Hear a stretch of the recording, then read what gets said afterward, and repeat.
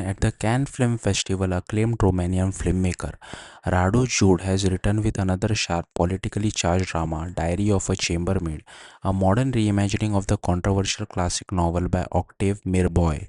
And while the movie is packed with dark humor, social commentary, and experimental filmmaking choices, at its core it tells a deeply human story about exploitation, loneliness, and the hidden inequalities of modern life. The original novel, written over a century ago, focused on a maid navigating the hypocrisy and cruelty of wealthy French society. But Radu Jude completely updates the story for a modern world. Instead of a 19th century servant, the main character is Gianna, a Roman immigrant working in France as a nanny and a housekeeper for an upper class intellectual family in Bordeaux. Giannina, played by Anna, spends her days cooking, cleaning, and caring for the couple's young son while sending money back home to Romania, where her own daughter lives with her grandmother. And that emotional contradiction becomes the heart of the film.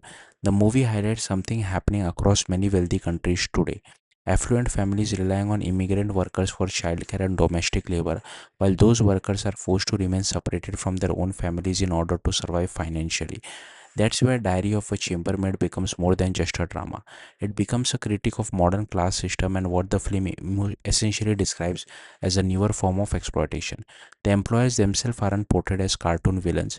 In fact, that's what makes the movie uncomfortable. The husband, played by Vincent, constantly tries to appear progressive and friendly while casually ordering Giannina around. Meanwhile, the wife, played by Melanie, acts intellectually compassionate but remains emotionally detached from Giannina's actual struggle.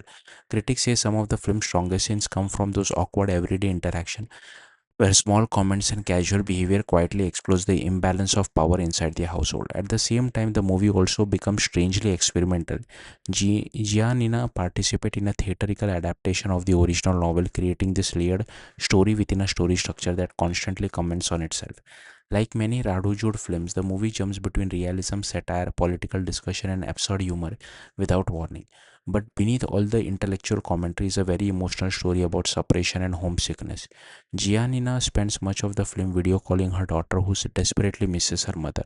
And one of the film's most heartbreaking moments arrive when Giannina's plans to visit home for Christmas are suddenly disrupted because her employers need once again take priority over her own life. Critics say the ending may feel abrupt, but the film succeeds because it forces audience to confront uncomfortable truth about class, labor, and privilege that still exist today, proving that even more than 100 years, the themes of Diary of a Chambermaid remain painfully relevant. Thank you for watching.